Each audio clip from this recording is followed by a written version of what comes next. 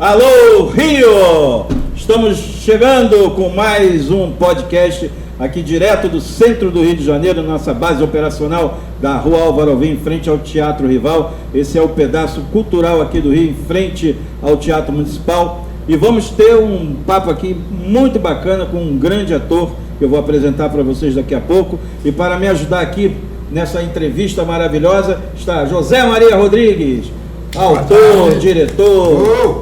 Tamo junto. Está no filme da Bia Lessa. Por onde está o filme, Zé?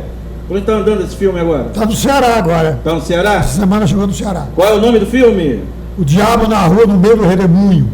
Eita, É coisa pesada. premiado. E também aqui ao meu lado, Sérgio Papito, ator, professor e inspetor de Polícia Civil. Alô, Prendendo pessoal. muita gente, teve a linha amarela, teve Essa tiroteio. semana tá fraca. Já viu a reza do pastor lá? Livrai-me, Senhor, Não, tá do fraco. arrastão. Livrai-me, Senhor. Tá fraco. O Rio de Janeiro tá uma desgraça, mas vai melhorar, Tá se indo Deus bem. quiser. E aí, ali, o The Best, Fernando Rest. The Last of Us. Internacional também, diretor, autor, produtor, apresentador, esse camarada é todo, diretor do Sindicato dos Artistas do Rio de Janeiro. Quer tirar o seu registro profissional? Fala com ele. E hoje temos aqui a grata presença desse grande artista no SBT e também belíssima na Rede Globo e na Rede Record, Vidas Opostas, Poder Paralelo e entre outros grandes trabalhos. Tudo bem? Segura. Quer que eu veja? Apresenta ele de novo, começo, apresentação. Tá lá. Está aqui na mesa um artista maravilhoso, um ator internacional, porque ele é da Itália, é o Nicola Siri, fez grandes trabalhos já no início da sua carreira na TV italiana, para o cinema e televisão. No Brasil começou muito bem, arrebentando a boca do balão em Mulheres Apaixonadas da Rede Globo, no SBT Os Ricos Também Choram e a novela Vidas Opostas e Poder Paralelo na Rede Record de televisão. Tudo bem, Nicolas? Tudo ótimo, boa tarde. Nossa apresentação, algumas apresentações. Isso. Quando eu não falei, você falou perfeitamente Nicola Siri, depois não, mas tudo bem. Agora é Nicola Siri. E na verdade, na Itália, hoje eu trabalhei mais no teatro. Programa de teatro, de teatro. Fiz muita pouca televisão e pouco cinema, também porque quando eu comecei a fazer cinema e televisão, fui chamado para ver o Padre Pedro para Mulheres Apaixonadas. E de lá começou toda a minha carreira aqui. E outra coisa importante, eu tenho uma dupla cidadania, sou de nacionalidade, sou metade brasileiro, minha mãe é brasileira e italiano, por isso italiano, lá, cidade. Beleza. Como você veio da Itália e parou logo numa Rede Globo, numa novela das 8h30, na época que ainda era 8h30, que de grande sucesso, o Manuel Carlos, e um personagem que foi assim polêmico, né? O padre, que as mulheres ficaram loucas, mulheres apaixonadas. Como aconteceu isso? Ainda hoje, As mulheres ficam loucas, não sei como, porque passaram já 22 anos, mas de qualquer forma. Cara, a história é realmente longa, tá? Porque começa tudo. Eu morei no Brasil entre 93 e 94 por um ano para fazer o serviço militar na Itália, naquela época, todo mundo da minha geração, por um contrato de trabalho no exterior. Você saía, porque você não tem obra. Naquela época não tinha obrigatoriedade de serviço militar com 18 anos. Você podia provocar se estudando, você dava logicamente no programa que você estava frequentando a faculdade, os exames, etc. Você comprovava que você estava estudando e não tinha que fazer serviço militar. Você tinha o seu contrato de trabalho. E antes dos 24 anos, você podia ficar fora da Itália até 26 anos e depois você era isento do serviço militar. Liberado do serviço militar. Eu consegui no Brasil, Belo Horizonte, uma clínica por todo monte, que foi maravilhoso para ver isso, formado em odontologia. Eu tive a particularidade de muitas pessoas não sabem. E lá eu, como é que me conseguia sustentar? Eu tinha feito, eu comecei a trabalhar como ator com 17 anos, mas era o meu hobby. e tinha feito um curta-metragem que fez muito sucesso, ganhou um festival do minuto aqui no Brasil, em São Paulo, e de lá fizeram uma longa-metragem com todos os curta-metragens de vários festivais. Então eu tinha muitas fotos de cena. Então eu sustentava Belo Horizonte fazendo comerciais, desfilando, fazendo essas coisas. Eu sou péssimo fisicamente ao vivo, mas eu fotografo muito bem. Então essa é a minha grande sorte. E na câmera e nas fotos. E lá eu me apaixonei por Nelson Rodrigues, que eu conhecia, minha ignorância. E quando eu voltei para a Itália, eu decidi larguei a minha carreira de dentista, onde era realmente péssimo. Minha família me apoiou no meu hobby, no grande amor, na grande paixão, que era a atuação, era viver o teatro, principalmente. Fui morar em Roma. E de lá, depois de alguns anos, eu estou falando de 1995, depois de alguns anos, eu tenho outra amiga brasiliense, Silvia Amaral, que naquela época era casada com um amigo meu, produtor de cinema. Eu cheguei a paciência dela dizendo que eu quero traduzir a Nelson Rodrigues. Então a gente começou a traduzir Boca de Ouro. Maravilhoso, a gente estava traduzindo, estava adaptando para o teatro italiano, já que eu achava absurdo que a Itália não conhecesse Nelson Rodrigues, ou no Brasil não conhecesse Pirandello, naturalmente. São autores, você pode me entender muito bem, que são universais, são patrimônio da humanidade. E os livros era fora, né? Exatamente, vocês dizem, não, muito legal isso. Então, eu naquela época estava fazendo uma peça de teatro que estava fazendo muito sucesso. Se chamava Costruzione, do Calibé. Então, um dia, a minha amiga me liga dizendo, cara, acabei de conhecer um cabeleireiro, um casal de brasileiros. Ele é diretor de cinema de televisão, era produtor de video show. Vamos hoje jantar? Disse, não, cara, vamos fazer o seguinte, convida eles para a minha peça de teatro, depois a gente vai jantar. Então, ela convidou as duas pessoas, você não sabia, Daniela Pode, para a minha peça de teatro. Eles assistiram a peça, depois a gente foi jantar, eu logicamente falava já um pouquinho de português, não falava também como hoje, mas você falava razoavelmente. E assim, como sempre, carioca, fala, caraca, eu sou ligado, você vai ficar na nossa casa. Beleza. Corte. 2 dias depois, a minha amiga recebe um roteiro de Zé Eduardo Belmonte, grande diretor de cinema, que ia fazer o primeiro longa-metragem dele, que ia se chamar Subterrâneos. Eram 4 personagens, 4 protagonistas, 3 brasileiros e ele queria que fosse um diretor de comerciais francês. Logicamente ele falou para ela, cara, fala para ele se é possível que a nacionalidade que fosse francesa é fundamental, senão você conhece um ator maravilhoso que deve falar português, italiano, que sou eu. Então ela manda esse e-mail para ele acha interessante, eu mando o currículo, a gente começa a conversar, e de lá ele me convida para fazer esse longo, primeiro longo de Eduardo Belmonte, Subterrâneos, e nós falamos em 2000, exatamente nos anos 2000. Então, o que eu faço? Eu ligo, como você não sabia, para Daniela Pode, que já acabou de você, eu falei, cara, eu estou chegando na casa de vocês, vai ter impressionante. Eu carioca fala sempre isso, achando que não acontece, mas quando acontece, eu estou gentil, dizendo, cara, eu vou vir na nossa casa. Ele estava gravando o Porto dos Milagres, novela das 8 da Rede Globo. Então ele disse, você está afim de frequentar a Globo, ver um dia de trabalho comigo? Eu disse, cara, esse cara é curioso, todos nós atores, é fundamental isso, então vamos lá. Eu passo o dia inteiro na Globo, e naquela época a grande chefona do elenco era a Margarida Leitão, que infelizmente virou estrela. E ela me viu, assinado, etc., perguntou para você não sabia que eu era, você não sabia, olha, era um ótimo ator, assistiu no teatro, realmente um grande ator. Então ela falou para ele, você acha, ele está afim de fazer um teste para o Globo? Ele depois disso, eu disse, claro, eu estou afim. Então chega por fax, a garotada que está nos ouvindo, nem sabe o que é. Então chega por fax, esse texto gigante para fazer um teste, e depois de 2 dias eu apresento lá na Globo, faço o teste, logicamente faço um assistente, mas eu saindo, ela entra na sala. Então a gente começa a bater um papo, ela tinha acabado de voltar da Itália, porque naquela época eu tinha acabado aquela novela Terra Nostra, que tinha Na Globo, mandava no Brasil. Então, Terra Nossa, então tudo brasileiro que podia. Fui pra Itália, ela foi pra Itália pra curtir. Então a gente veio, eu falo, cara, mas aqui na Itália, acontece tipo o arquivo da Globo, vai ficar uma gaveta pro resto da vida.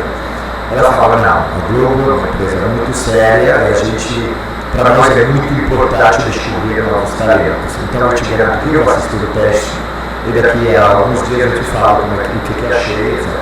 Depois de 3 dias ela me liga na casa do Luciano, me fala, olha, assisti o teste, achei maravilhoso, com certeza um dia a gente vai trabalhar juntos. Eu vou para Brasília, faço filme, volto para a Itália e continuo fazendo tranquilo, meu trabalho de ator, um monte de teatro.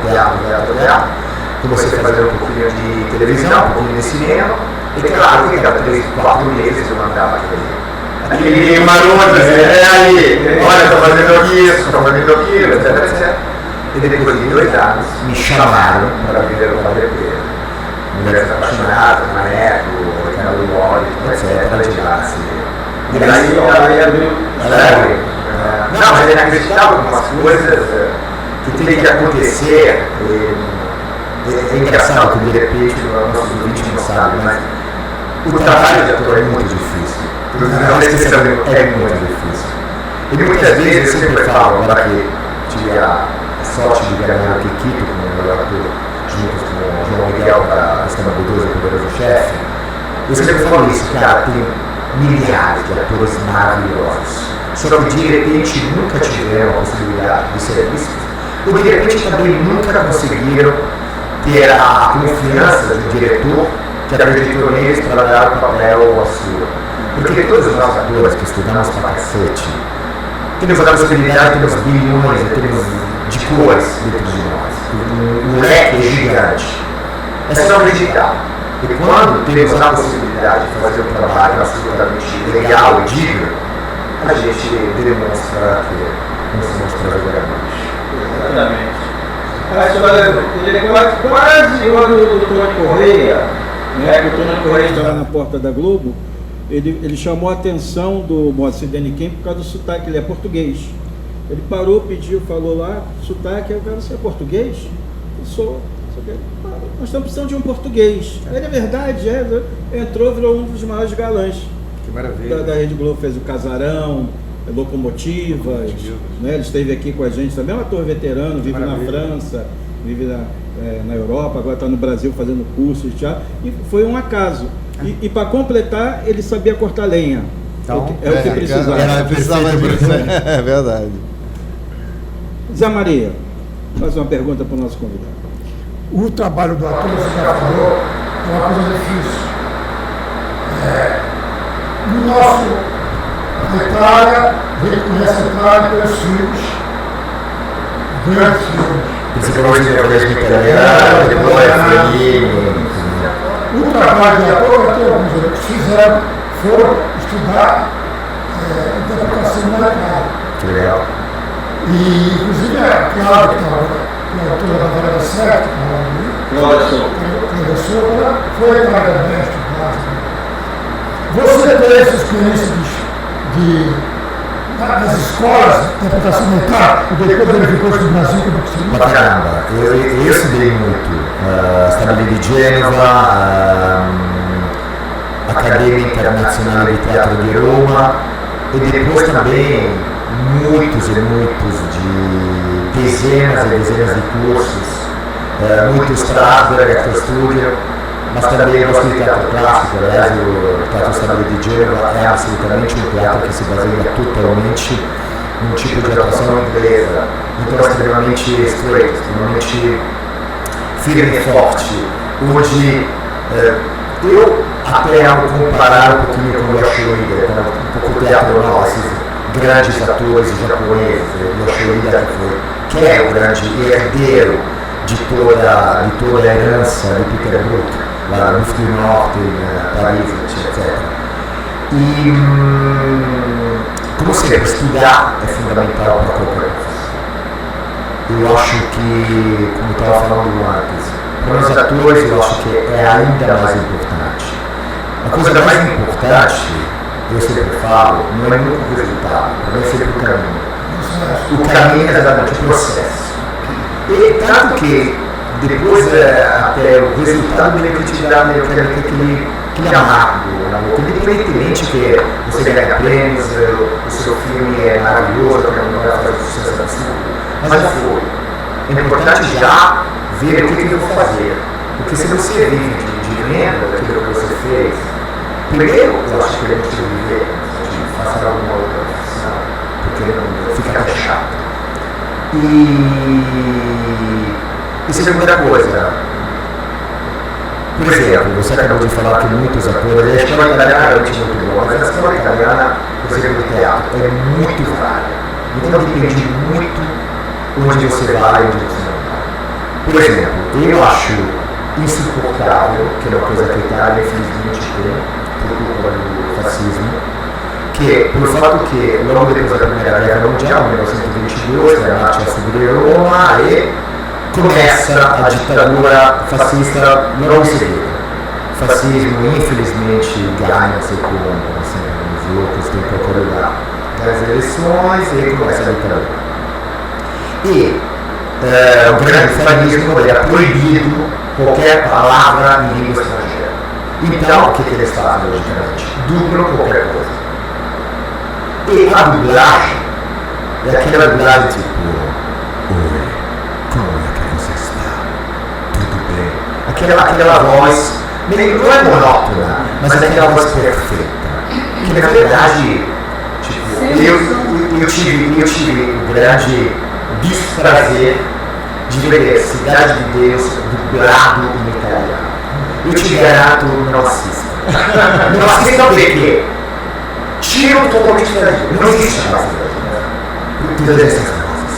Imagina o Zé Pequeno, claro, e aí, eu vou te matar. Tipo, entendeu? Não faz sentido. Não faz nenhum sentido. E, por exemplo, isso é uma coisa que muitos atores têm esse vício, o mesmo vício, de achar que a coisa importante é só ter uma bela voz modulada, que não é nada disso. Eu acho que depois com a idade, lógico, você cada experiência na experiência, e agora ele me fala uma coisa sobre ele. Sinceramente, o meu método é o método de Nicolau. Fiz tantos métodos, fiz tantos estudos, frequentei tantas academias e laboratórios, que depois, que no meu trabalho, depois você percebe o que é melhor para você. Por exemplo, eu adoro quando me aproximo de um personagem, além de estudar, de construir também uma vida totalmente, lógico, baseada naquilo que, por exemplo, o roteiro te fala, falando muito com o autor, com o diretor, mas então saber como, tipo, se ele viajasse, ele viaja como? De trem, de metrô, de carro, que carro ele tem? Quantas marchas? O carro automático? Você vive todas essas, que são um pouco loucuras. Mas a coisa para mim, que eu adoro, é do externo para o interno. Então, o que significa figurino? Eu estou fazendo cabelo. Por exemplo, no Sudeste. E eu fiz um personagem, agora não lembro, acho que foi um Poder Paralelo, que para mim ele era comum. Só o fato de você viver tudo uma novela, você que é um outro, te abre outro mundo, é inacreditável. Como de repente você acha que não está fazendo nada, mas quando você assiste, você, caraca, eu fiz isso mesmo, você não entende o que está fazendo. Mas tem também é importante as memórias sensoriais, memórias emotivas. Cada um é cada um. Você vê uma diferença? Porque eu trabalhei com coproduções aqui, ao contrário, falando inglês. Eu falo inglês, era um esforço para mim. Mas eu senti que a inflexão, você que é diretor, é diferente deles, né? Where are you? Where are you? Fica meio John Wayne, where are you? Tem uma coisa, Marcelo Mastroianni, né, que é o máximo, quase. Então, eu senti essa diferença contracenar, eu ia bem decorado, porque a minha maneira de falar o inglês é diferente deles. Como é que você chega no Brasil? Foi um pouco uma pergunta dele. Você sente essa diferença do ator italiano, do ator brasileiro? Como é que essa música no teu ouvido? tem uma música diferente, uns tons. Sim. Né? Como é que você vê isso? Sim, é muito difícil. Não, eu acho que, por exemplo, de novo, o Padre Pedro foi, como eu posso dizer, foi uma dádiva, porque eu acho que o Maneco, e na verdade, eles queriam, esses são bastidores do Memórias Apaixonadas, eles tinham pensado em dois personagens que já eram contratados, o Zenaia ou o Salvador da casa. Só que o Zenaia fazendo padre, todo mundo sabia que depois de 2 episódios já tinha largado a baixinha, já estava comendo todo mundo. E o Salvador era muito novo. Então, na verdade, a Ana Margarida... Zé Maia morreu na vida real. Exatamente. Não, infelizmente é. Mas então, a Ana Margarida nisso foi genial. Porque ela apresentou, porque não era para ser italiano. Só que todas as pessoas com um pouquinho mais de idade lembram que os padres foram italianos, foram argentinos, o português, entendeu? Exatamente. Então, exatamente. Então ela apresenta o meu teste 2 anos antes do Maneco. Tanto que eu não contei, mas é genial, uma vez eles me ligam, era uma sexta-feira, tinha acabado de morar em Roma, tinha acabado de voltar para Gênova. Não, eu já estava, imagina, eu estava atrás desses meus amigos, já a gente já viu, nós já vivíamos feito loucos, e eu vejo naquele celular de antigamente, o jogo da Bolívia, entendeu? Essa mais mais identificada, entendeu? Diz que cara, essa menina fala de português, eu tenho que falar português. Diz que, nossa, uma Margarida, você lembra, é Globo, etc. Eu totalmente já bêbado, a gente estava bebendo pra caramba, a gente estava jantando. Disse a gente, olha, eu propus no seu teste pro Manuel Carlos, que eu sabia quem era. Ele falou que ele adorou, a gente gostaria de saber como é que você está. Eu falo, cara, eu estou muito bem, muito obrigado, disse que ele casa depois.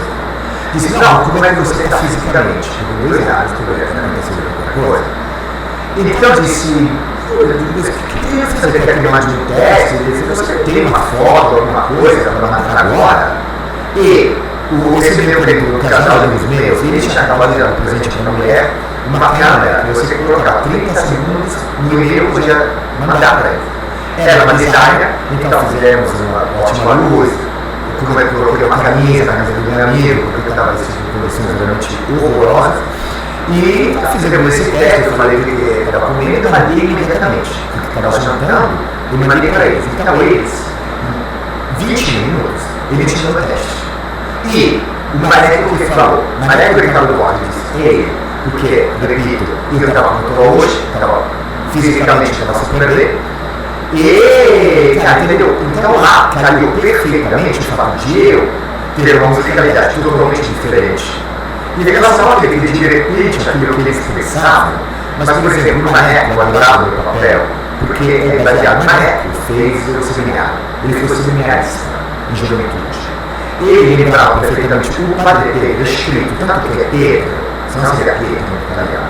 E em homenagem a esse padre, que ele lembrava do tempo do seminário dele, que era um padre espanhol, que ele falava que era um cara muito bonito, todas as meninas, todas as pessoas eram enlouquecidas com esse padre espanhol, super bonito. Então, o fato que a Ana Margarida, ele nunca tinha pensado em fazer um padre italiano, apresentou o Padre Pedro, eu e o Corassiri, então foi perfeito, porque ele disse, é você. Tanto que a primeira vez que eu chego, dia 5 de dezembro, os caras da Globo vêm buscar no aeroporto, no Tom Jobim, me levam direto para a Globo, e já me encontraram no Globo, porque eu sabia quem era. A gente começa a falar, e diz, olha, é assim o seu sotaque, tá? Não muda, ele diz, olha, não tem que mudar. Esse é o seu sotaque, eu só falo assim, tá? Então, tá vendo como tudo foi perfeito. Mas, voltando à sua pergunta sobre os atores, o tipo de atuação, eu, por exemplo, achei o nível de atuação dos atores e atrizes que fazem novela aqui de um nível muito superior ao nível italiano. Então, porque naquela época, a Itália não fazia novela, fazia soap opera, que o conceito é totalmente diferente. O conceito de soap opera é baseado no estilo americano. que são 30 minutos e podem durar 25 anos, 30 anos, 40 anos. Cara, é uma coisa realmente para passar o tempo, tipo o Big Brother. Coisa que não acontece nada, coisa chatésima de chuva que assiste. E eu nunca assisti, nunca vou assistir. E não tenho esse voyeurismo, essa morbosidade de ver o que está fazendo. Um dado de gente de um experimento científico. E então, essa obra não era nada. Tem muitos, por exemplo, eu fiz coisas na Itália que eu não colocava no currículo. Porque se eu tivesse colocado algum diretor de teatro de cinema, não ia me buscar, não ia querer me ver. Porque fazer televisão naquela época era que não se fazia. É importante você falar isso a respeito da interpretação no Brasil, porque por muito tempo a gente vê os italianos, porque pensa na Itália, pensa no neorrealismo italiano, pensa aquelas coisas maravilhosas, entendeu? Não sabe que tem esse outro lado, que veio com o fascismo. E principalmente, vocês estão falando de Mastroianni. Cara, Mastroianni, primeiro, teve sempre do lado dele o Fellini, que fazia... E como sempre, o filme, vocês sabem como é que é. Eu amava Mastroianni, mas Mastroianni era genial. Primeiro, que ele era muito tranquilo, um cara que ele não se levava por nada a sério. Ele brincava muito com o fato que ele é ator, ele odiava ser chamado de Latin Lover, de ser galã, ele sempre falava sobre galã. E, por exemplo, em outro meio, eu fiz genial. Eu sempre falo que o Fellini, ele não soltava o roteiro para ele. Então eu disse, não, você fica mais descansado. Então ele tinha sempre uma cultura dele, uma frase dele genial é: o truque que precisa do ator é escolher a melhor cadeira final. É verdade, porque você espera pra cacete. Então ele ficava dormindo e depois ele chamava: mas você vai daqui a cá. O que deve fazer? Não, você vai daqui a cá. Ele ia, porque o cara que confiava muito no Fellini, ele era genial. E depois tem uma outra frase de Marcello Mastroianni que disse: cara, a profissão de ator é muito difícil, é cansativa, é exaustiva e dura, mas é sempre melhor do que trabalhar. Que eu acho a melhor frase da história da humanidade. Eu de vez em quando eu falo isso. Essa é boa. Tem uma passagem dele que ele nunca foi para Hollywood, né? E aí, mas por que você não vai? Não, porque aqui na Itália, termina o filme 3 horas da tarde, a gente vem tomar cerveja aqui. Fosse lá e estava trabalhando até de noite. E aqui a gente vem tomar um vinho na praça. Ele era muito preguiçoso, todo mundo fala, ele era o cara mais preguiçoso do mundo, ele adorava dormir, nisso eu me encaixo muito, eu vejo muito, que eu adoro dormir. Eu quando, no set, eu tento pegar o lugar que sei que eu consigo dormir em qualquer lugar, fico lá lendo meu livro, dormindo, cochilando, e quando estou sempre pronto. Então eu sempre falo, em italiano é sorregi, eu estou sempre qua, eu estou sempre aqui, tá? Diretor, eu estou aqui. Diretor de produção, eu estou aqui. Todo mundo sabe sempre onde estou. Com curiosidade, você chegou a ver Sofia Loren, Dina Lollobrigida pessoalmente? Viu? Infelizmente não. Teatro, elas não faziam teatro. Infelizmente não. Infelizmente não. E Sofia Loren nasceu no meu mesmo dia. Foi antes. Sim. Não, na verdade são todos a mesma época, tá? Dina Lollobrigida também. Só que aquela viva e maravilhosa continua a Sofia Loren, que nasceu no dia 20 de setembro, que é o meu dia. Eu também nasci no dia 20 de setembro. Um festival, você nunca viu? Infelizmente cinema. Não, um grande pena. Mas eu trabalhei, por exemplo, com a... Como se chama a mulher que fez o Postino? Cucinotta, que depois foi para Hollywood, etc., que ela também é uma grande diva, sempre foi considerada a herdeira da Sofia Loren.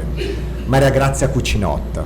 Depois pesquisem em público. Não ficou muito popular aqui, não. Não, mas mundialmente ficou bem popular. E Il Postino, o carteiro de Pablo Neruda, que foi um filho, era a protagonista feminina. Entendeu? Com o Massimo Troisi, que depois infelizmente falece logo depois das gravações, das filmagens, com Philippe Noiret, me parece, que interpreta o Pablo Neruda, e a protagonista feminina é a Maria Grazia Cucinotta. Legal. Grande atriz. Então, Nicola, você estreou nessa novela de grande sucesso e depois você Você teve um tempo que passou para o SBT ou deu uma sequência na Globo, em outra novela? Olha, eu acho que a minha grande sorte de chegar, de qualquer forma, a um papel extremamente rico, muito famoso, muito importante, que eu interpretei isso com 34 anos. Depois de ter subido muitas ladeiras, depois de ter montado muitos palcos, depois de ter feito carpinteria para ajudar na montagem de palcos, etc., de ter suado pra cacete. Então, para mim, fazer uma novela da Globo não significava nada. E a mesma coisa, por exemplo, você vai contracenar com o Tony Ramos, com a Cristiana Toromó, com a Suzana Vieira, com o Roberto Maniani, para mim não significava nada. Ele nomes que eu conheci, nunca tinha visto na vida. E para mim, então, o ator, a atriz, eu percebo quanto ele realmente está tirando ou não está tirando. Então, tem muitos, eu posso falar, vários são uma grande geração, vários são extraordinários. Nisso eu sempre gosto de falar do Tony Ramos, que acho um ator extraordinário. E de lá, no momento que eu, naquele ano, eu tinha feito as malas para ficar na mão, só que quando eu escrevi a novela, depois vi aquelas portas que se abriram, não só as portas que se abriram porque estava sendo visto o meu trabalho. Na Itália é impossível fazer um trabalho, eu fiz teatro pra caramba, ele ficava importante. Visto por 80 milhões de pessoas, impossível, o máximo é gravado. Seriam 5 mil pessoas que viram você, já é para você pular de joia. E a mesma coisa da televisão, não é tão importante como era naquela época aqui. 2003, começa de 2000, você sabe muito melhor do que eu, você pode falar sobre quanto foi importante aquela época. Então, para mim, no momento que ele propuseram, e eu tinha feito contrato de novela, por obra, e depois, cara, chega a possibilidade de fazer uma comédia. Os gritos também choram, que eu lembro uma novela mexicana, eu lembro na minha infância da Itália, que eu acho que foi uma das novelas mais traduzidas do mundo, que realmente virou o mundo. Então eu cheguei, mas vamos lá, para mim não era, para mim SBT, Globo, Record, TV, qualquer rede, para mim não tinha importância. Para mim, o que é sempre, em qualquer trabalho que eu faço, é primeira coisa do roteiro.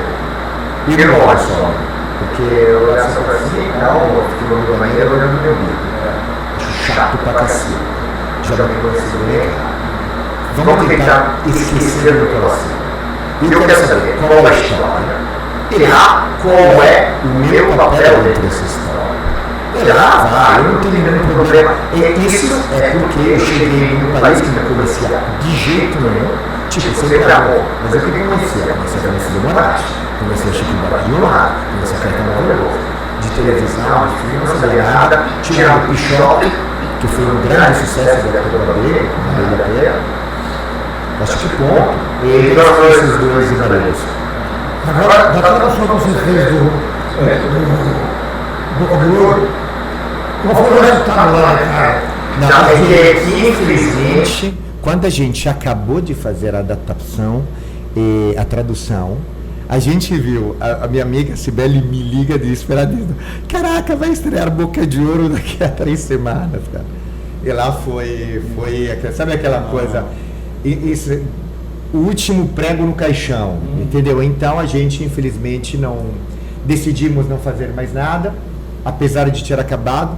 Aliás, eu não sei se ainda está na Itália, eu trouxe comigo, eu acho que eu deixei na Itália, mas a próxima vez que eu vou para a Itália eu vou trazer para cá, porque eu achava uma adaptação muito legal. E como sempre, nessas adaptações é fundamental, eu como italiano, conhecendo o Brasil, a língua portuguesa, porque tinha morado 1 ano em Belo Horizonte, e ela brasileira, conhecendo muito bem italiano, eu acho que fomos 2 ótimos tradutores, adaptadores. Ah, legal. Porque eu acho o Nelson Rodrigues ainda muito desconhecido no resto do mundo. E é um autor que não pega para ninguém. Acho que o Nelson, se juntar Nelson, Shakespeare, toda essa linha, que você conhece, toca mais. Não permanece ainda. Ainda tem, agora está tendo o fenômeno do Machado de Assis. está sendo descoberto no mundo inteiro. O que o americano leu, é inacreditável. ele sabia, e por isso isso foi bem acontecimento. Mas aliás é muito louco, porque na época, em 93 e 94, além de Nelson Rodrigues, também justamente tinha falado do Machado de Assis. Eu comecei a ler Machado de Assis desde lá. Cara, é um autor, dizer que é extraordinário, e tanto que, como eu sempre falo, tem outro que é patrimônio da humanidade, como Leonardo da Vinci, como Victor Hugo, como Dostoiévski, são patrimônios da humanidade. Eu acho que tem todo o background do lugar onde nasceram, onde se desenvolveram, tudo aquilo que fizeram. Claro, mas é patrimônio absoluto da humanidade, e eu acho que aquilo que você está falando é absolutamente certo, deveria ser divulgado no mundo inteiro, porque são coisas, quando esses artistas são extraordinários, que é justo que o mundo descubra e o mundo aprenda. Aqui no Brasil você tem feito teatro, chegou a fazer? Eu fiz teatro, fiz uma última cena para Lorca de espera, sabe que eu não lembro o autor? De Perim, direção de André Paes Leme, que fez uma peça que fez muito... Gerim, que fez um belo sucesso, adorei. Depois fiz Herói, Vida e Paixão, de Garibaldi, de Alessandra Vanucci. Depois substituí o meu amigo Heitor Martinez em Cenas de um Casamento, de Bergman, com a Juliana. Como é que se chama? Juliana... Eu sou péssimo com os nomes, tá? Mas então, que foi uma ótima peça, direção de Bruce Gomlewski. E depois agora fizemos uma leitura de Antígone, maravilhosa. Antígona maravilhosa. E agora fizemos também leitura de dois de café de Goldoni, me parece. De qualquer forma, eu estou continuando, mas agora tenho o sonho de fazer uma coisa que estou adaptando, etc. Mas vai ser, por enquanto não quero falar, porque vai ser um pouquinho... Está trabalhando. Estou trabalhando. E atualmente você está casado, está solteiro, está na praça, está na pista? Olha, eu estou na paz, eu gosto de falar isso, estou na paz total. Eu fui casado há 18 anos, infelizmente nós separamos, foi doloridíssimo, realmente uma coisa doloridíssima, mas foi, eu acho, o melhor, para mim, para ela, para nossas crianças. Eu tenho 2 filhos. Tanto que seus filhos também são artistas? Não, meus filhos têm 13 e 11 anos. Por enquanto, estamos super novos. Não sei o que. Eu gosto da minha filha de 11 anos, que sempre fala, cara, agora está falando que ela quer psicanalista. E acho uma coisa maravilhosa isso. Show. E meu filho, sinceramente, eu não sei. Um cara que faz o esporte muito bem, um cara que joga maravilhosamente bola, joga basquete, joga vôlei, todo esporte com bola, joga tênis de maneira incrível.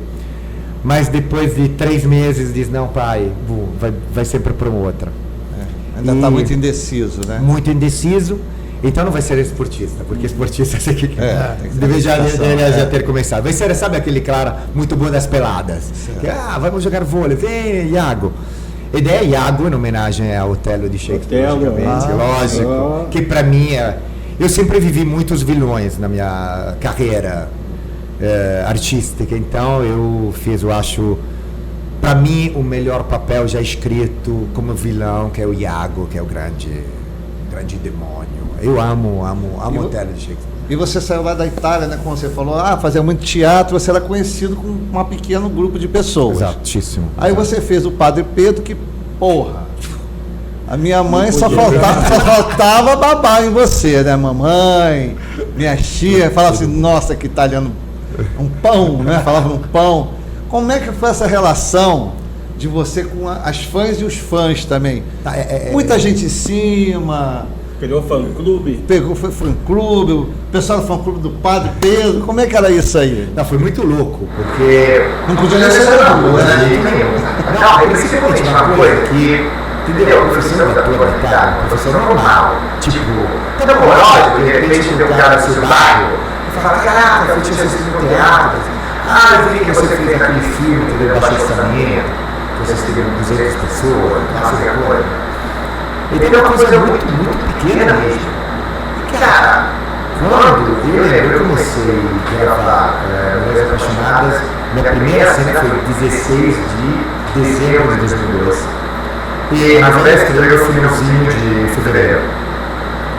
E até lá, eu, garoto de Ipanema, que eu ia pra praia, da fonte de hoje, da lagoa, fazia qualquer coisa, ia pra igreja todos os dias, nunca sábado e domingo, mas todos os dias à tarde, quando eu não gravava, logicamente, de segunda a sexta-feira eu ia pra igreja. E eu ia superar a igreja para Jordão, na igreja da Nossa Senhora da Paz, e daí era tranquilíssimo. Também porque se dava as carolas, estavam pouquíssimas pessoas, imagina, na 4 da tarde, ninguém. Então a gente não ganha pessoa, né? Sempre para estudar, sempre ganhar, personagem. Não, nada de jogo, só uma coisa. Aquele total, eu realmente convicto disso. Pessoal total. E só que, como sempre, dizer, não, depois vai se apaixonar, todo mundo. Então você está fazendo um laboratório. Direto, não, eu desde que aceitei o papel, eu mergulho feito um louco, até demais, de repente. Eu começo a estudar feito um louco, estudei as igrejas então, vida de padre na Itália e no Brasil. Então, posso te falar de Evangelho muito. Eu lia todos os dias o Evangelho. Não me baseei na Bíblia, não, porque a Bíblia, de qualquer forma, entendeu? É tudo um outro tempo. Eu acho que os padres da Igreja Católica são muito mais baseados no Evangelho. E a vida de Cristo é extraordinária. Para mim, é o maior revolucionário que a gente já teve. É inútil dizer, eu vou sempre, hoje não estou, mas eu estou sempre com o boné de Che Guevara, com a estrela vermelha, sempre. Hoje não, eu coloquei esse de Itália, Italian House. Mas, na verdade, o grandíssimo revolucionário foi Cristo. Cristo foi o primeiro revolucionário absurdo. Mas então, e lá foi tranquilíssimo. Estreia a novela, eu saio para ir para a praia, e lá foi impossível. Acabou. Tipo, não, comecei a ter medo. Porque imagina, eu foto, coisa. Só que as pessoas realmente começam a pegar a camiseta, te agarrar. Não, é inacreditável. Tirar a roupa. E, cara, meio que dizer, eu sou tranquilíssimo, como eu falei, eu tive a grande sorte de chegar a um papel grande, então ser reconhecido, não poder andar na rua, todas as portas se abrindo. Já eu, com muita experiência, entendeu? Então eu sabia que tá bom, é um papel. Quando acaba, vai ter um outro papel. Com certeza não vai ser tão grande assim. Com certeza. Isso eu percebi desde o primeiro segundo. Então vamos aproveitar o fato de eu poder mostrar o meu trabalho. Ponto. Nunca pensei, não existe a profissão de famoso. Eu acho louco quando... mas você é famoso. Diz, não, eu não sou famoso, eu sou um ator. Eu não sou de jeito nenhum famoso. Então entra nessa faixa também de hoje, influencers que estão aí, né, que faz uma porra, e se acha que é alguma coisa, para no Big Brother desse da vida, coisa e tal, e a Globo depois chama. Não, mas lá, por exemplo, agora tem a maioria das novelas que está contratando esses caras, tá vendo que o Ibope é péssimo, não tem nenhuma audiência, porque não tem você, cara, você te fala, querido, vamos fazer uma operação de cistifélia aqui atrás. Vem comigo, porque você tem cara de médico. Vem comigo. Você vai operar? Cara, e você, o Goethe, que ele amava muito o teatro, etc., sempre falava, eu gostaria que o palco fosse como uma corda onde um funâmbulo a percorresse, caminasse em cima dessa corda, para que o desaventurado, ou o não esperto, não se aventurasse nunca. Porque se você cai, você morre. Eu penso muito assim. É lógico que todo mundo tem que começar. É lógico que todo mundo é fundamental que um diretor, um autor, te dê a possibilidade de fazer alguma coisa. Mas você tem que chegar com uma bagagem gigante. Se você não chega com uma bagagem gigante, e como ser humano, e como profissional, você vai ser pisoteado, justamente. Eu acho muito justo. Isso as críticas que essas pessoas sofrem, deram um papel aí para o nome de cobra, como é que é o nome? Piton? É o quê? Qual é o nome? Jade não sei o quê. A Jade Picon. É cobra, é isso? Eu tô pedindo Piton é cerveja, cobra. ninguém tá olhando pra mim. A cervejinha. Por favor, agora sim. Ô Maia, vamos Por uma favor, cervejinha. por favor, Maia. Aí o que acontece? Entrou num papel grande, pode começar na novela? Pode, mas começa de leve, Mais para devagar, aprender. né? Pega um grande papel e não dá conta e sai de lá massacrada. Aí não faz aquele sucesso, né? Porque a gente fica vendo na novela da Globo, eu fico procurando pessoas conhecidas. Bicho, não vejo ninguém, cara.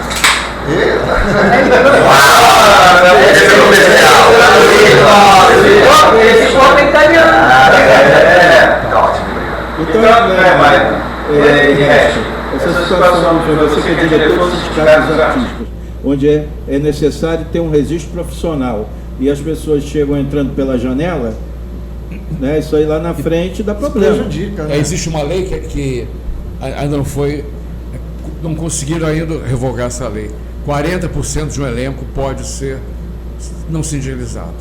É uma lei antiga, como o sindicato não pode cobrar ingresso no auditório. Então, tentaram já mandar para Brasília, para ver como é que pode dissolver isso, né? Porque as pessoas ligam para lá e reclamam e dão nome aos bois. Eu estou desempregada, vejo uma influência, um papel na novela das 8, quer dizer, ela pode ser ótima, Claro. mas e por que então estudar, né, um curso de 3 anos, um curso oficial? Porque passar fome, isso que eu venho sendo, né, você não precisa passar fome, mas um vem do interior, a menina estuda, um rapaz estuda, e chega lá, 40% do elenco pode ser, não só em novela, em teatro e cinema também. Você tem um percentual, porque é uma coisa muito antiga, pode ser da época do Procópio Ferreira, que fundou o sindicato, então, uma coisa muito antiga. Naquela época eu acho que até era para A lei para antiga. democratizar Não tinha ainda lei. mais. Não tinha lei, etc. A lei foi em 1978, então, que fomos todos a Brasília, quem pôde ir, as estrelas foram de avião, e quem não podia foi de ônibus. Foi de bicicleta. 3 dias. Justamente. Tinha avião e tinha bicicleta. Agora a moderna é rápida hoje em dia. Né? Não precisa pedalar. A bicicleta Tu vai falar o moderna. quê, Zé? A bike elétrica. Não, essa questão da interpretação do ator que entra pela janela. Agora, tem outro lado também importante, e aí eu volto ao neorrealismo italiano, que a interpretação no mundo mudou. Ladrões de bicicleta, o cara não era ator. É isso? Verdade, O cara não era verdade. ator. O cara pegou, não, você que vai ser o ator principal do filme. Sim, mas lá era a Vitória de Sica que estava Então, dirigindo estava também. dirigindo, entendeu? Mas eu acho que tem esse lado também. Não é porque a pessoa só está entrando pela janela. Porque como é que entra e o que é que vai fazer? Como é que vai ser dirigida? A contribuição que aquele trabalho pode dar para a E interpretação. muitas vezes não emplaca, né? Entendeu? Faz só aquele papel. mas lógico e que eu acho que não. A questão tá como é que você usa essa pessoa. Como é que essa pessoa se coloca. Sabe o que? Na verdade, por exemplo, o ator de Ladrões de Bicicleta, Ladrões de Bicicletas, o Vitória de Sica estava procurando realmente. Primeiro, estamos falando de um período logo após a Segunda Guerra Mundial, onde a Itália perde, porque se fica aliada do louco número 1. Aliás, agora eu já considero o louco número 2. O louco número 1 acabou. Aí, daqui a pouquinho vai ser preso. O louco número 1, daqui a pouquinho vai ser preso. Mussolini? Não, outro cara, tá? Começa por J. Mas então. Mussolini da época de lá. Mas para mim eu coloco até número 3, mas de qualquer forma. É um pódio, de qualquer forma o pódio é lá, são aqueles. E então, Itália destruída, ele queria alguém que trouxesse isso, essa destruição.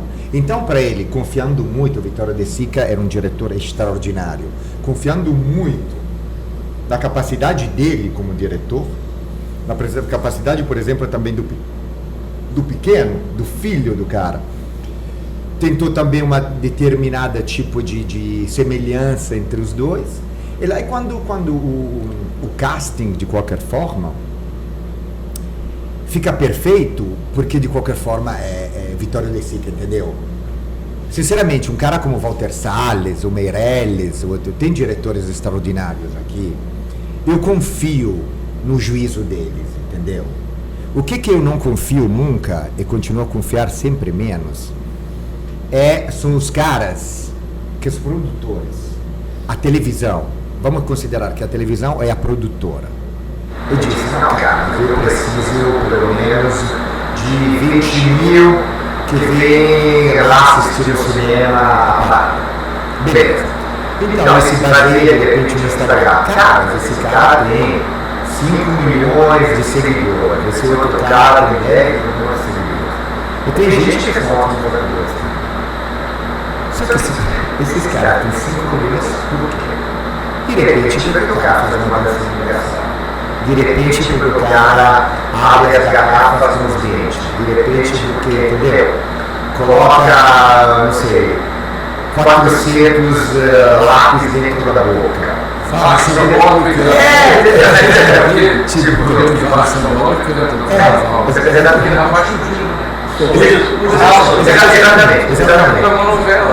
Exatamente. Então, você, cara, eu acho que tem, infelizmente agora, os caras que meio que decidem. Primeiro, é evidente que não tem nenhum tipo de percurso artístico na bagagem deles. Eu acho que é evidente isso. Acham que tem uma fórmula de sucesso que nunca existe. E lá, cara, fazer o quê? Vamos pensar. Vamos pensar, entendeu? O quê? Certo, cara. Você está falando de pessoas fantásticas. E umas não tão fantásticas. Qual foi uma decepção para você que você achou que era uma pessoa bacana e se decepcionou? Cara, essa é uma pergunta muito de jeito nenhum. Mas não é mesmo delicado, muito delicado. Mas, cara, olha, é engraçado. Ele viu a rua que quer puxar para trás do outro, né? Uma coisa que deixa as Agora, no momento, as pessoas são um pouco difíceis. São pessoas difíceis. Não, mas vou fazer o diferente. Por exemplo, eu quando vivi o poder paralelo com. Como é que se chamava? Mas eu considero o Gabriel Bragança. Gabriel Bragança Nunes. Todo mundo considera ele um cara super difícil, todo mundo fala, caraca, você vai se dar mal, ele é fogo, etc. Cara, foi, pra mim, um dos melhores, acho que um dos melhores mesmo, partner de trabalho que já tive na vida, o Gabriel. Grandíssimo ator, extremamente instintivo. Verdade, é um cara que de repente não estuda muito.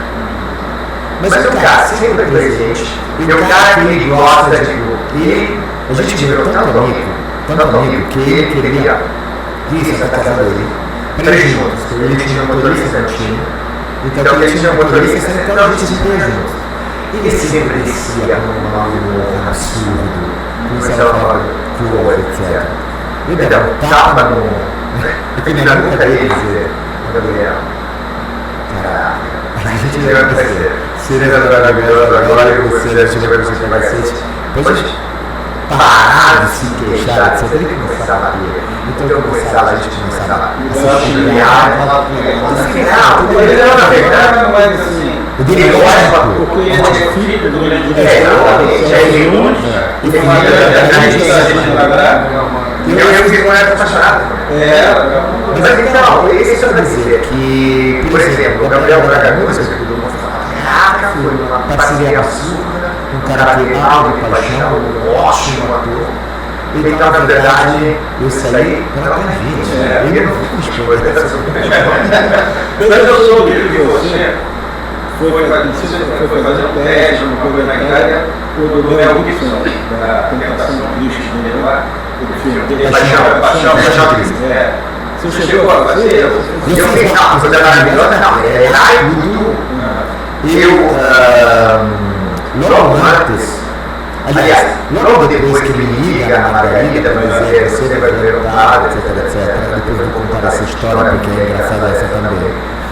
3 dias depois eu volto para Roma, segunda-feira me liga a menina do elenco, que eu tinha feito o teste para a paixão do Mel Gibson, e eu fiz o teste dia 18 de agosto.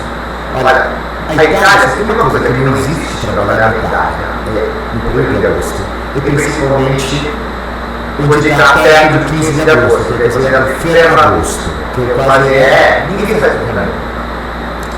E muita gente na época me liga, finalzinho, comecinho de agosto, dizendo: olha, Cola, tem um teste maravilhoso para vocês fazerem. No dia 18 de agosto, imagina eu com a minha ex-namorada da época, a gente ia viajar. Disse: ah, legal, quem é? Disse: desculpa, eu não posso te falar. Você não pode me falar. Cara, eu vou dia 18 de agosto para Roma para fazer o teste do cara que nem sei quem é. Eu disse: olha, desculpa, eu não posso te falar quem é. Só que te garanto que vale a pena. Cara, eu tive que você era ex-namorada, que cara, aquela gente ficou, não lembro se a gente estava na Toscana, a gente já foi até lá. Imagina, sol mergulhando, mar azul, sol, etc. Fomos lá aqueles 2 dias. Eu chego num lugar maravilhoso em Amonte, que é um bairro de Roma. Eu conhecia aquele lugar onde a gente fazia o teste. Cara, você entra, só uma secretária. Cara, você estranho, provavelmente tem 4.000 pessoas do Brasil. Itália, do Brasil. Ah, não sou eu, não, você chegou depois, cara. Ficou congelada do outro. Tudo bagunça. Ela disse: ah, senhor Rossi, beleza. Olha, tá saindo em 3 minutos. Sai outra cor. E o senhor entra em 3 minutos. Você acha importante? Cara, e quem sabe, o cara que eu conheço, um amigo. Aí eu tinha feito um comercial com ele. Cara, eu disse: sabe a melhor coisa? Porque eu fiquei 20 dias, 15 dias, dizendo: que será esse cara? Eu disse: que é? Ele disse: não, ele não vai saber disso, eu te falo. Eu não conhecer. Ele me fala: você vai conhecer. E é engraçado,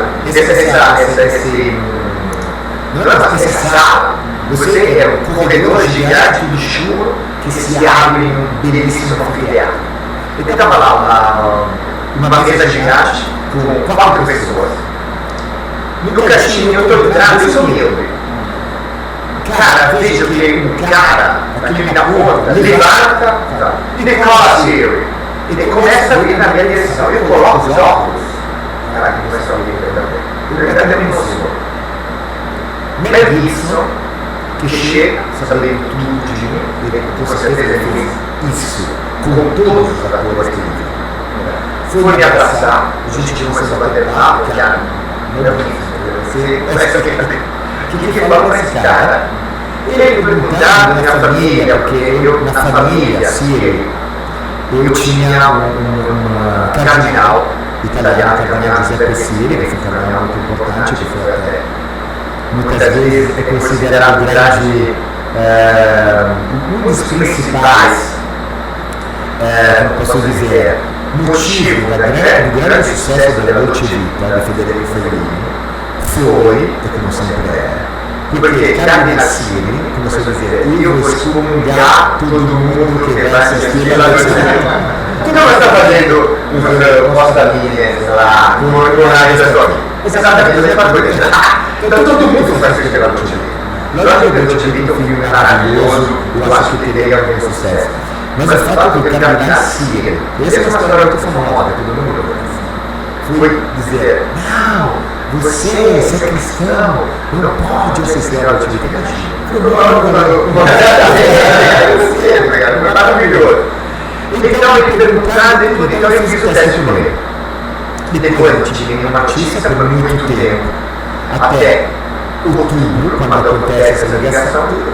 E então o Mel Gibson, ele foi escolhido para ver o chefe dos templários, dos guardiões do templo, que são os caras que pegam Jesus, vão lá, levam até os romanos que começam então a fazer a grande tortura em cima de Jesus. Jesus foi torturado porque ele ia contra a igreja e o poder da época, tá? Se tiver algum desavisado que não sabe disso, entendeu? Mas então, é só para dizer quanto foi revolucionário Jesus.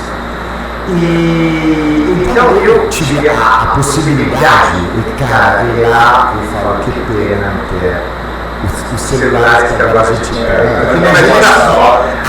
fotos para fazer. A gente foi convidado, tinha Chitá para fazer a leitura de Passion, todo mundo juntos.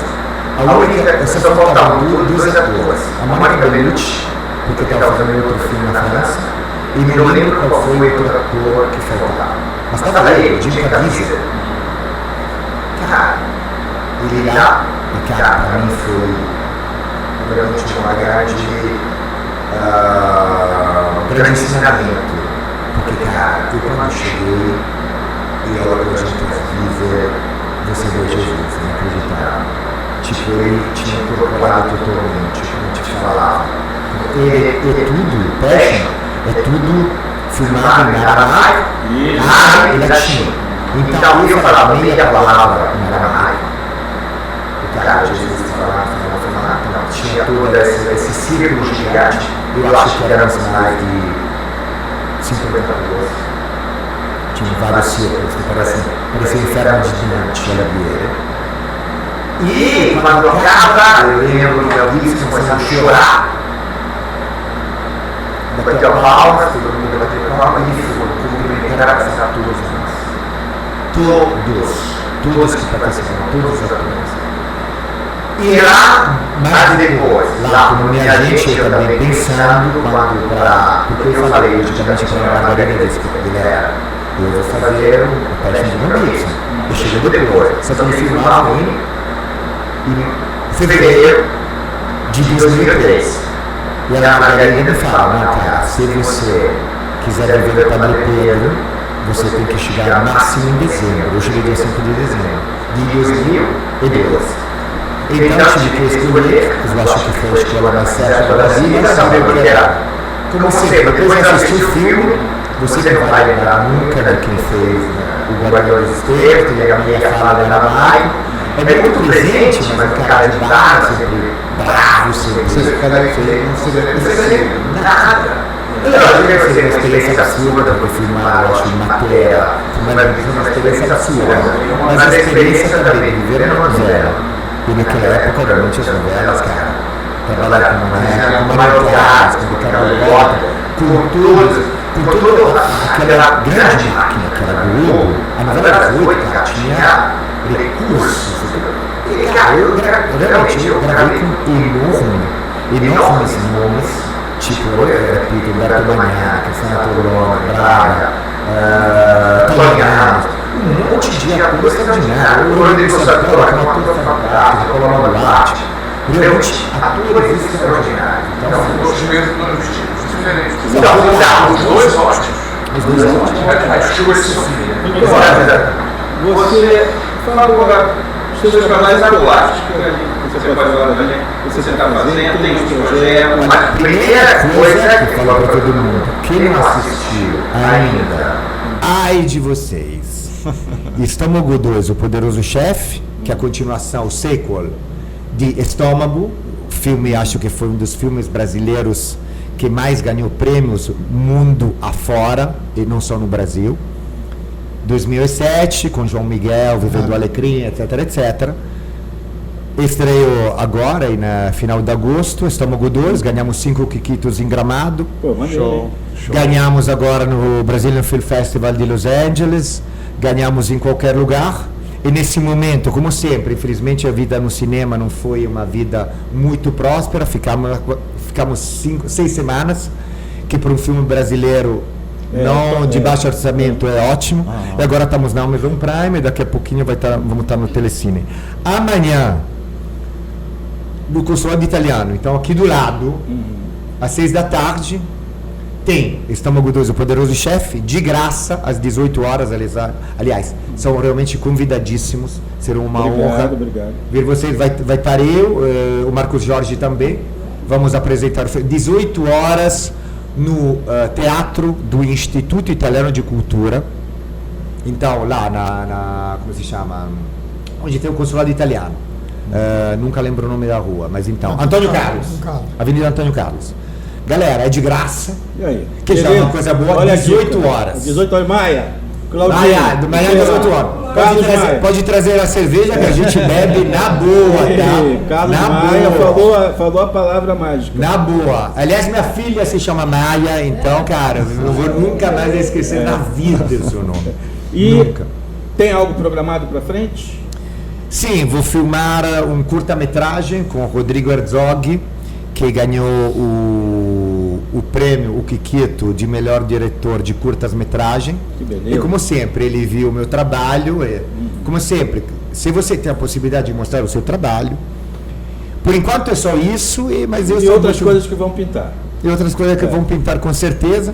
Mas uma coisa que não falei durante, eu tive a grande honra, por exemplo, para dizer quanto as novelas da época eram absurdas, que a Dona Fernanda Montenegro foi minha sogra em Belíssima. Belíssima. Cara, e contracenar com a Dona Fernanda Montenegro, te garanto que é uma coisa papo, que ainda hoje me emociono. Ver, né? Fernanda Montenegro. Fantástica, né? Feríssimo. Nossa, fera. Olha, nós infelizmente estamos chegando ao final aqui desse bate-papo maravilhoso aqui com esse grande artista que nos deu a honra de aceitar o nosso convite, o nosso humilde podcast Alô Rio. Espero que você continue com a sua trajetória aqui no Brasil ou na Europa, no mundo, brilhando como sempre, e que volte outras vezes, tá bom? Com prazer. Olha, aliás, eu quero agradecer ao Alô Rio. Quando vai? Mas é ao vivo o podcast? Não, está sendo gravado. Ah, beleza. Tudo que a gente está falando aqui, nós vamos fazer uma edição, Então, colocar edição momentos melhor. da novela. Então espera, mas tipo, porque então acabou de passar. Ontem. Eu prestei atenção. Agora então vamos falar melhor. Quarta-feira, dia 27 de novembro de 2024. Passou. No Teatro do Instituto Italiano de Cultura Em do breve. Rio de Janeiro. Em breve. Aconteceu Estômago 2, o Poderoso Chefe, de graça. Se você passou. Se é hoje, vem hoje 18 horas. Se não, é assim, tá? Nós temos um períodozinho rápido de fazer a edição e ir pro ar. E espero ter você mais uma vez, quando tiver tempo na sua agenda, que eu sei que é muito difícil, e tivemos a sorte de pegar você nessa data e você poder ter essa possibilidade de vir aqui. Muito obrigado. Obrigado a todos que nos assistiram. Obrigado ao Luiz Cordeiro. Obrigado ao Carlos Maia fazendo as fotos. Obrigado ao Claudinho na assessoria técnica. Obrigado. Um abraço. Abraço. Fotos. Agora foto.